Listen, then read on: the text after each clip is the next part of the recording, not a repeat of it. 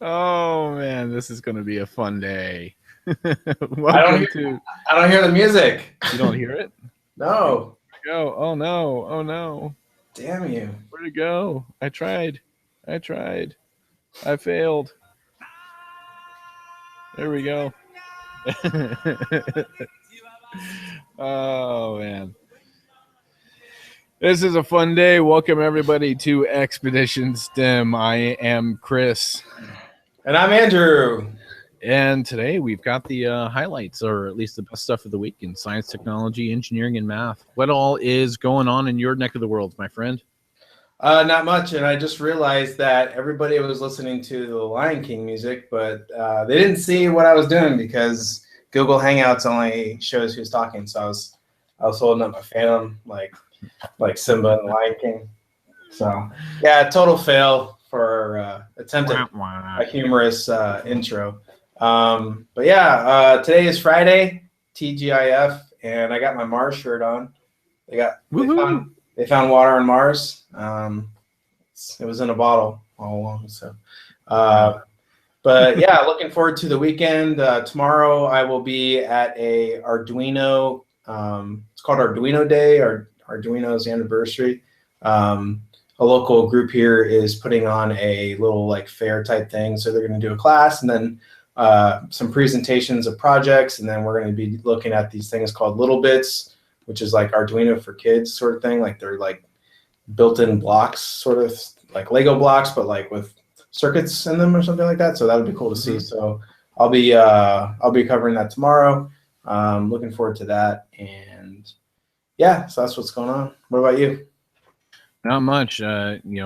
Just got back from the Strata conference, which was, for anybody who's not familiar with Strata, it's a conference focused on machine learning, or places where machine learning is a process where you're teaching computers how to learn, how to think, how to act more humanly, how to reason. And it uses a whole heck of a lot of math. In fact, some of the systems that are used would dwarf all the math that you could possibly get from say baseball statistics, and baseball statisticians love their numbers in the history of baseball. And some of these systems create that much data in a day. So wow. Yeah, that's a lot of numbers. It's a lot of math. It's a lot of columns and things to look at. And these technologies look at everything from the storage out to the application side, where people are building the apps to make things smarter. Even things like artificial intelligence and smart driving cars all come from machine learning. So Siri was even born out of machine learning, which is kind of interesting. Let's see, we got Siri, Cortana, Alexa. Does Google's thing have a name? Google Voice? No, it's not Google Voice. I don't know if Google's AI has a voice to it. But I think you sent me a link. They're about to change the voice or something, right? They are changing the voice. Google is actually trying to make it more natural. So when you sit there and you hit your, you say, Google, what year was Back to the Future released? He doesn't know. Back to the Future was released in the United States of America. Yeah, on July 3rd, she should give 1985. you the answer, but if she doesn't say it, well, that sucks. But for a lot of the things she responds, and I don't think they ever gave her a name. We should give her a name, or like make a contest or something. Oh. Submit it to Google. Yeah, hold on. We will Google this. Does Google's AI have a name? Dum dum dum dum dum dum dum. Google's AI speaks, and she's a woman. We know that much. Yeah, but they don't. Microsoft named its AI after the Halo franchise. Google doesn't have a name right now. At least it doesn't come up in a Google search. Kind of ironic the way that it is. Maybe we should ask Alexa. Maybe we'll ask Alexa the next time. But AIs are a pretty interesting thing. I think we'll jump into our stories of the day, and actually, our first one has to deal with artificial intelligence. This week, Microsoft unveiled Tay, a teenage chatbot that was designed to engage with people ages 18 to 24 across Twitter, and crashed and burned not once but twice for a couple of amazing reasons. We mentioned a little bit how the AI machine learning was designed to actually learn how people speak and start assimilating in types of conversation. And it was developed by the teams at Bing so that it could also train more naturally some of the Q&A, question and answer responses. But one thing it didn't account for was the kind of social gaming that originally there were a number of people that found out that you could have an ask and repeat feature built into it, and the more times that you ask something, the more likelihood it would start repeating. And when you're engaging teenagers, you absolutely have internet trolls, and a number of people started tweeting to Tay with racist or sexist or a lot of unsavory content, and Tay quickly became a neo-Nazi, anti-feminist, racist, and was shut down within 24 hours. That's crazy. Yeah.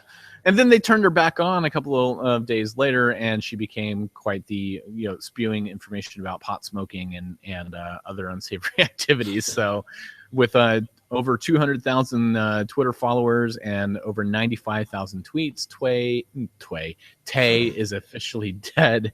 Do you think Microsoft is at fault, or we're at fault for, or we being society are at fault for Tay's downfall?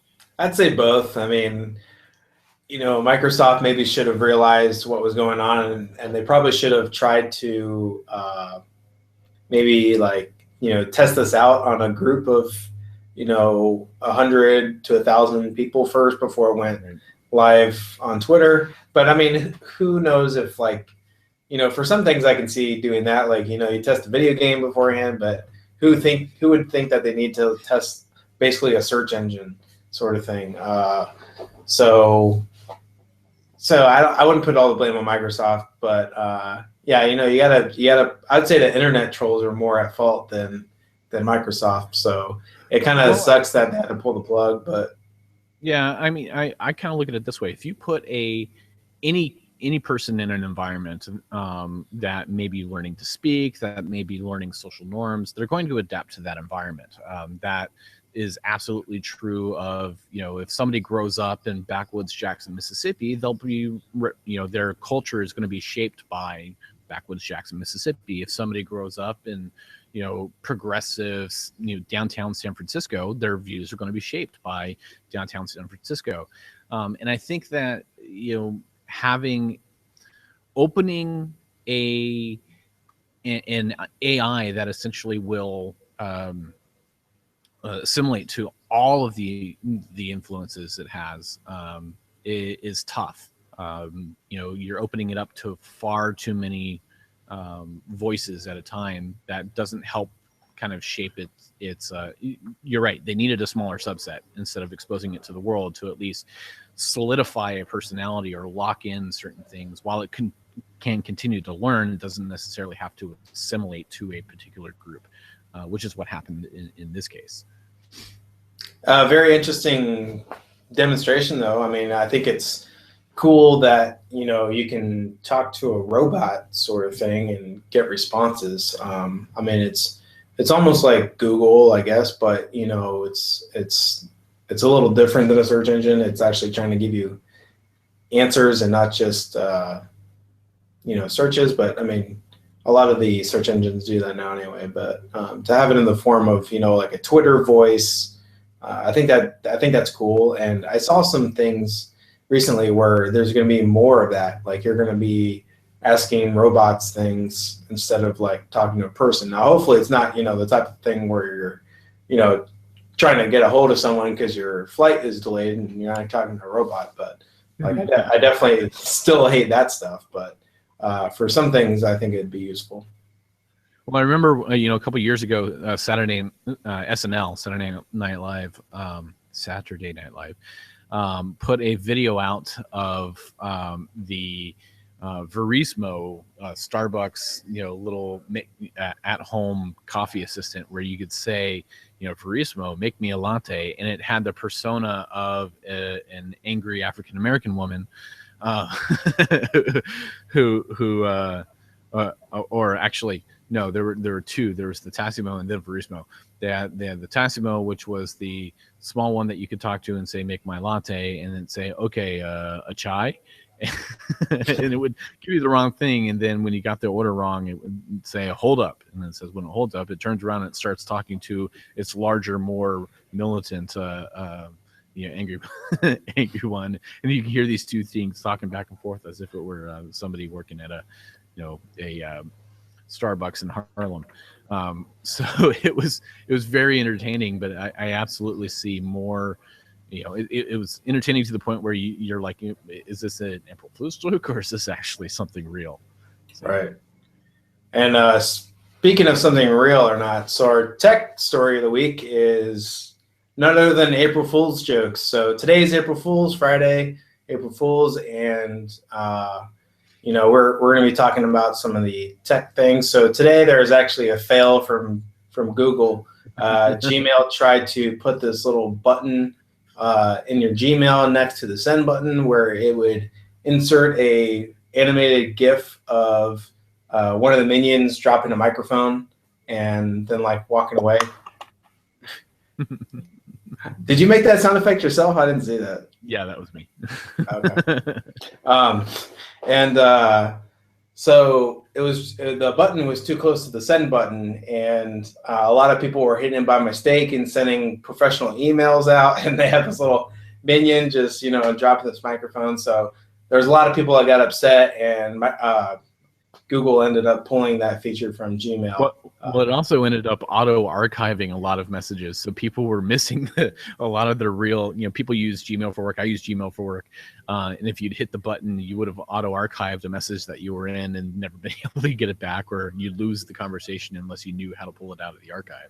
So, yeah, that was a bit of a fail. I know one of the other ones that I saw is that the U.S. Air Force announced today that they will be replacing their A-10 Warthogs with X-Wing fighters. Yes! An interesting revelation for the boots on the ground that have come to revere and fear the bird of the A-10 Warthog as it flies overhead. I know that the zap zap of the X-Wing might be slightly more comforting, but also a little bit more less scary for our enemies. I'm going to join the Air Force now. I'm going to go down to the recruiter and get that cool helmet. How cool would that be? Red leader. Yeah. One of my favorite April Fool's jokes from Google was, I forget what year it was. It was back in the day, but they had a job posting for research positions on the moon or something like that. I forget exactly what it was, but they submitted job postings for it, so that was pretty funny. Well, I know if you click right here on your screen, down in the lower corner, one corner there, you may see a little head figure that has some dreadlocks. Well, YouTube today announced Snoopavision, where you can actually watch every video in 360 degrees along with Snoop Dogg and an audience, so you can spin it around and see his reaction and spin it back around and watch the video as if you're sitting in a theater with him. You know what though? I tried that and it didn't work for me. Did you try that? I did, and there's one little trick. So it'll take you to a preview video announcing Snoopavision, and in the last 10 seconds, there's actually a thing that says "click here to try Snoopavision," and it literally lasts like a second on the screen. So you have to click it when it's up, otherwise you're not able to actually get into the videos. Because I clicked on the Snoop thing on one of our videos, and it just said this Snoopavision's in beta, and this won't be available till 2022 or something like that. Yeah. But so it didn't. I don't know. It didn't work for me. Well, yeah, they have a cache of videos. They have about 30 videos that they pulled together of him watching it with other people. Just funny videos. You can watch those. I don't know if you can watch every video, but Yeah, well, I don't see why they couldn't do it with every video. I mean, come on. They've done other stuff, with videos like that. Yeah, so that was pretty cool. One of my favorite so far that I've seen this year. Chris, did you see the one with the Quilted Northern? I think it was. no, not yet. Video. Yeah, so it's this commercial from Quilted Northern. It's like got this guy, like a hipster looking guy, in like a wood shop, and he's like shaving some wood, and basically it says like Quilted Northern is like going back to like the old ways of doing things. So this guy's making toilet paper from scratch out of wood, and he's like perforating it and doing all those other things. It's pretty funny. You should check it out. Well, speaking of toilet paper, Woot.com has actually changed every single one of its products that it has for sale today to a bidet. So don't get your Quilted Northern, you can at least get a bidet to wash your behind. Those things work pretty well. I have no idea. We should get them in America. They work pretty well. Yeah, or at least maybe we should get one and do a review of it. It might be a pretty crappy review, but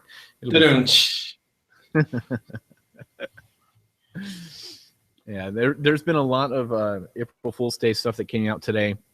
But one thing that is actually not a joke. Today is actually also the anniversary of Apple Computer's launch of the Apple One computer, which a lot of people didn't know. The actual name of the first Apple computer is the Apple One. We'll post a funny video at some point of people from Comic-Con getting that question continuously wrong.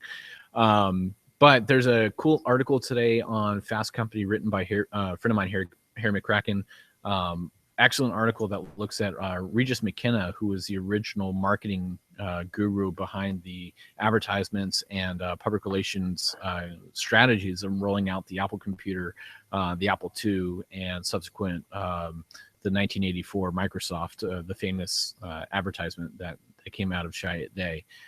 That's all his strategy, and they have the actual notebooks of where he took the notes from his original meetings with Steve Jobs and Steve Wozniak, and then what he planned on the marketing rollout. And if you look back at some of those notes today, they could also apply to the MacBook Pro, the iPod, the iPhone, and just about every product. And even back in 1976, he predicted the launch of the Apple Store, which didn't come about until about a quarter century later. So crazy. Really, really cool thing that came out of the tech world. So yeah, I just looked up the advertisement for the Apple One. So back in 1976, the Apple One cost $666.66. It was the devil. Yeah. It had, let's see, it includes 4 kilobytes of RAM. Kilobytes of RAM. Wow. That is 1,000 times smaller than what you get in most Chromebooks today. Yeah. Or 2,000 times. Yeah. Or yeah. And then or 2,000 times what comes in most regular laptops. So crazy. We've come a long way. What do you think that is in these? I was trying to look up real quick what that would be in today's dollars. I'd say probably at least maybe 4 times that. $666.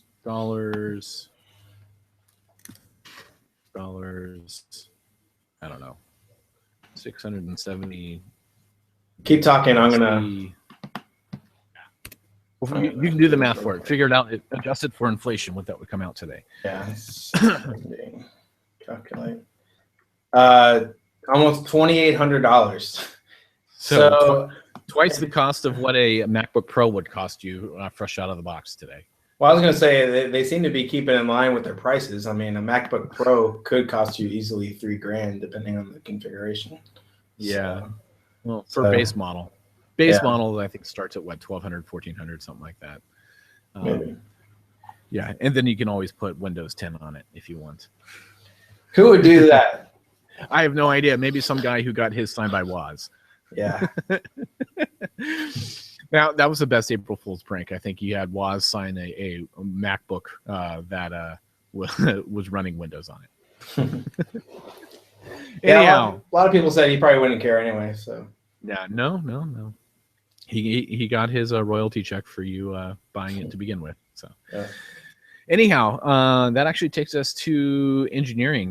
This has been a interesting year for space travel, not only for Mars explorations, but also for the International Space Station. First, we had astronaut Mark Kelly and Scott Kelly, who completed their various trips. Scott Kelly completing almost a year on the International Space Station to see the long-term effects of space travel on the human body.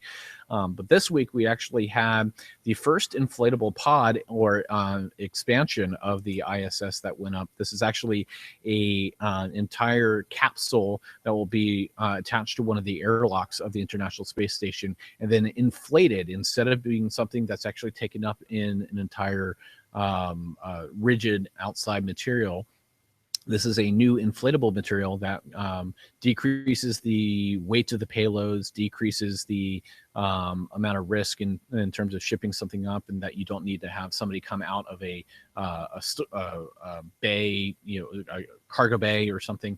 And the only time that astronauts will ever have to be in a suit is actually during the installation process. They'll have to do one little spacewalk to help get it in place and mount it, but that's it. Once it's inflated, people can go in and out of it. And the testing of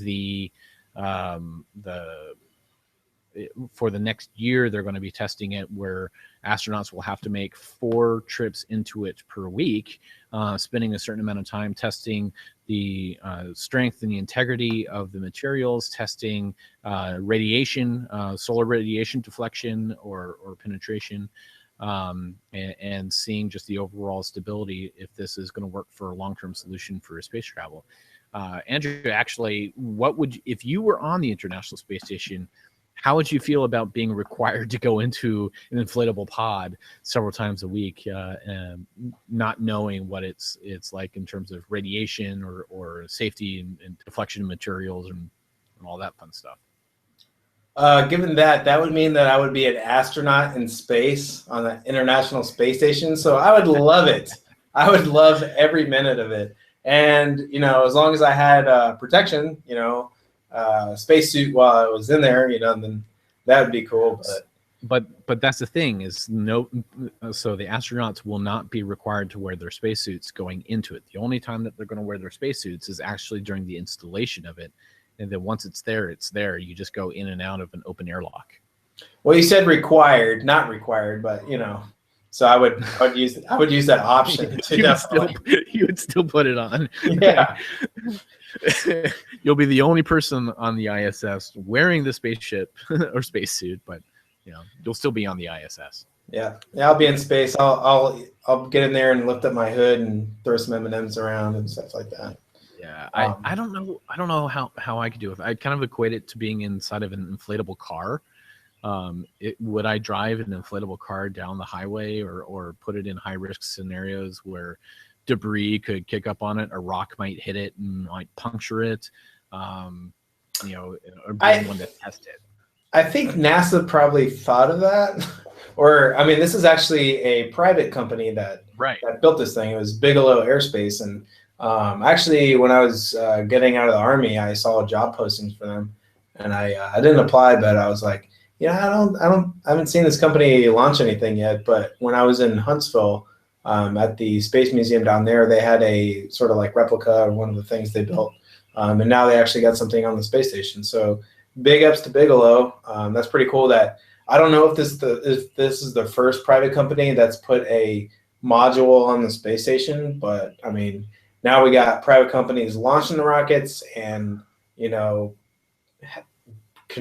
providing the architecture. So that's pretty awesome. I'm glad space is getting into the private sector because it's going to make it cheap for the government to pay for it instead of trying to do it themselves. And then hopefully we get to Mars through SpaceX. That'd be awesome. Yeah, and if not SpaceX or not getting to Mars, I mean, the other thing is if you look at a lot of the advancements that have come out of space research overall that have impacted so much of what we do here on Earth, companies that are pushing the boundaries of engineering, like SpaceX, like Bigelow, may end up having influences to other things that we do here. I mean, the inflatable habitats are something that we already have, and now adapting it for space makes it interesting. I can't wait to see what other things people come up with for whether it be propulsion systems or communications or all the different types of technologies that are going to be needed to be developed in order for us to get to Mars and colonize it. Oxygenate, creating oxygen. That's another thing. I know the MOXIE project that's going on at JPL on the next Mars rover will have a oxygenation module attached to the rover. Yep. Yeah, a lot of people think that the space program is a waste of time and a waste of money and resources, but yeah, it does provide a lot of technology and jobs and that sort of thing. And people who doesn't use GPS these days? And if you don't realize it, those are satellites that are in space and do the space program and all that stuff. So speaking of people not appreciating education, there's a professor at Queens College in New York recently this week who said that we should take algebra out of school because people fail it. And their argument was basically, we don't need math. And what's funny is this professor is a political science professor, not obviously a math professor. I don't think a math professor would ever say that. But yeah, so they're stirring this pot of oh, we don't need math, and there should be an alternative to math. I don't think they want to get rid of it completely, but have like a sidetrack. If you don't want to do math, you can go down this other route. And some people, a lot of people say, while they're in school, who needs math? People don't need it. But the argument is, well, you don't know who is going to need it and who is not going to need it, depending on their individual futures. So I definitely don't think, I think it's the wrong idea to try and get rid of algebra because people are failing it. What do you think? Well, I think there's a couple of questions that we recently had of are math programs failing kids or are kids failing math programs? There was a quote that I read recently that said if people are failing, it was about teaching the way that kids learn instead of making them fail the way that you teach. And it was an interesting kind of paradigm because there are a lot of very clear applications to math, algebra, and it's something that for a lot of students they may not see the day-to-day implications. I find it also interesting that it's a teacher from Queens College that originally made the statement, or a political science teacher from Queens College. But Queens College is also very known for its radical changes in its teaching of math, especially to incoming freshmen. The basic college algebra course, they've redefined a way to teach it, and it's being that methodology is actually being applied to other classrooms nationwide. Where it's not just rote memory of quadratics and other types of equations and doing your FOIL, the first outside inside last, to solving a basic math equation, but it's actually applying it to graphs and making graphs something that we could use every day and making math more of a fluent, like teaching it like it's a linguistic skill. So interesting, two very different approaches there at Queens College about the relevance of math. Yeah, I mean, I think people who are watching this YouTube channel, check out our STEM on the Street. When we were at Comic-Con, we asked some pretty basic math questions. They were sort of fun because they were, Star Wars theme and Back to the Future theme and Comic-Con theme, but they were very easy math questions. Like we knew we weren't going to make them hard. We were going to just make them easy. But I mean, people 88 divided by 2. Yeah. So I mean, come on, you need algebra. Yeah. You don't want it to get worse. Yeah, well, and we need to make. I agree with the opinion that we need to make math, something that's a linguistic skill. It's evaluated like a linguistic skill. A lot of people think math, you use it or you lose it, and that may be the case with rote memory, but when it's something that's used and reinforced and put in real world scenarios, word problems like we were asking, I think it becomes much easier for us to digest and recall. Yeah, I think it is a skill that you lose if you don't use it. Definitely. Um, when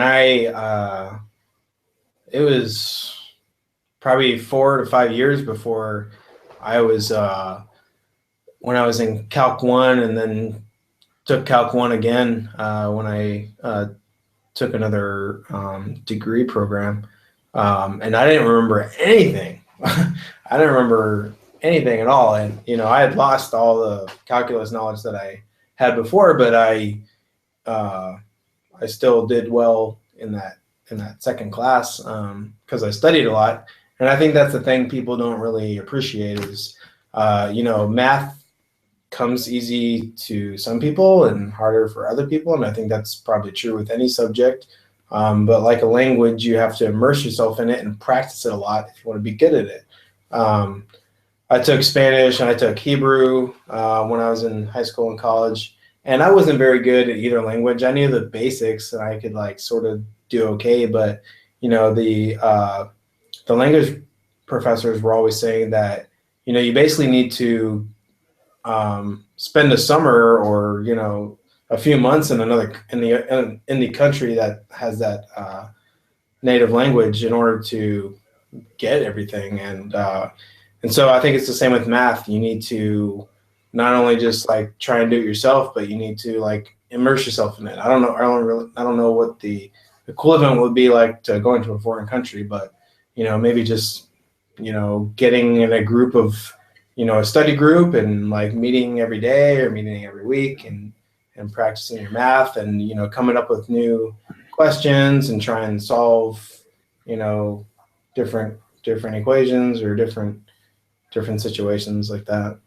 Yeah, well, and there's a big push right now in the rise of math clubs around the U.S. in order to supplement math education to make students more proficient in math studies, to apply real world questions and real world problems, and not just sit there and say, okay, you're learning geometry this week. Let's figure out the angle of this obtuse triangle. Those just general learning that calculation may not be applicable to somebody, but maybe they're doing something about trying to build, using math in order to build a bridge or, putting things together. So you need to know all the different skills that go along with, the math skills that go along with the engineering skills, and other math clubs that are getting students ready for math competitions, and making it accessible. I mean, nobody now has an excuse to not have easy tutorials available online and things to make math accessible with the internet today. So I personally believe that math is essential. I wish I used it more in my daily work. I mean, I work in communications and public relations, and it's not something that I have the pleasure of using every day. And I'm one of those weird math guys who loves, uh, loves math problems. Yay, math! Yay, math! Yay, I do Sudoku, or Sudoku, whatever, however you pronounce that Japanese math puzzle. Fail. Me talk pretty one day.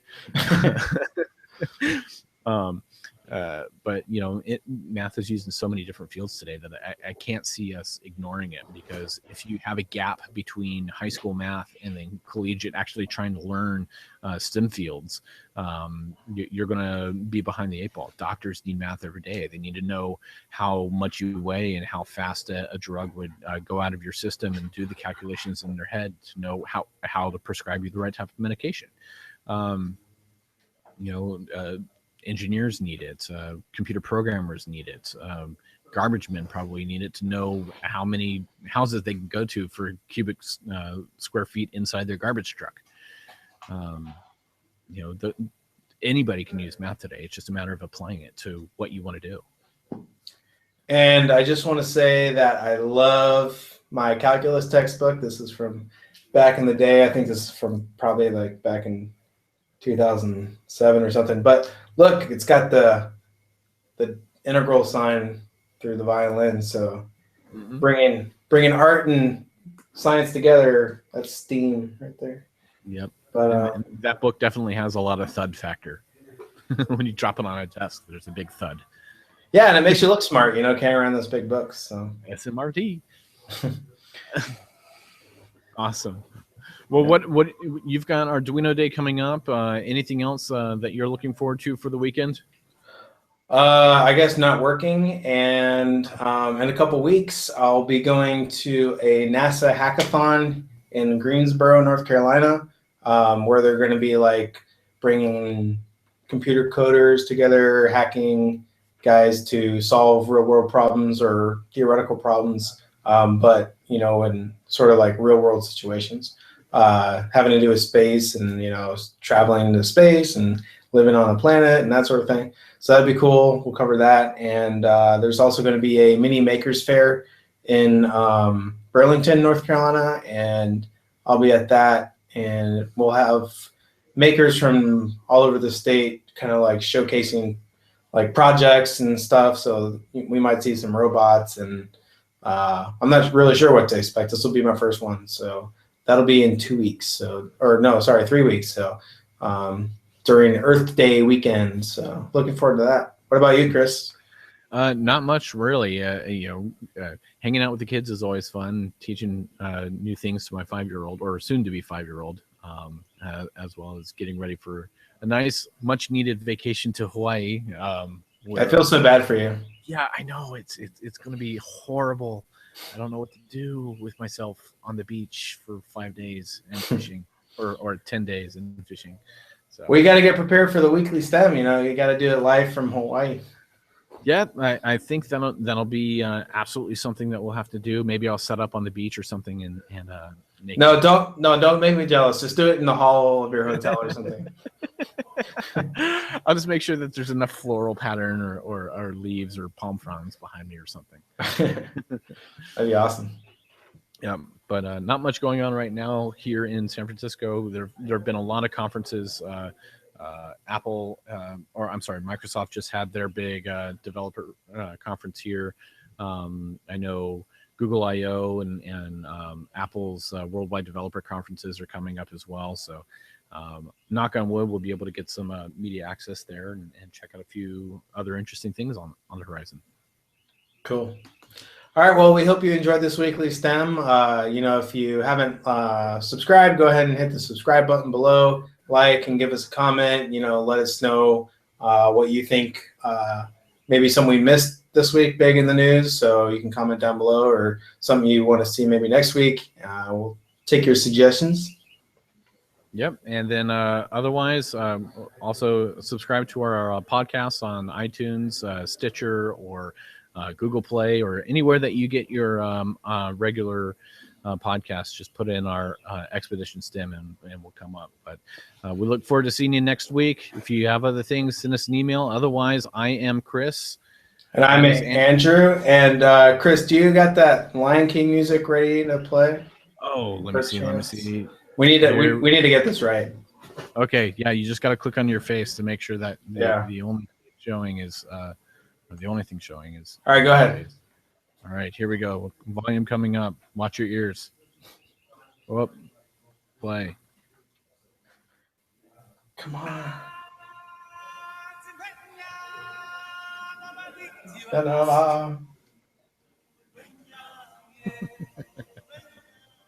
All right. Well, we'll see you next week. Have a good one.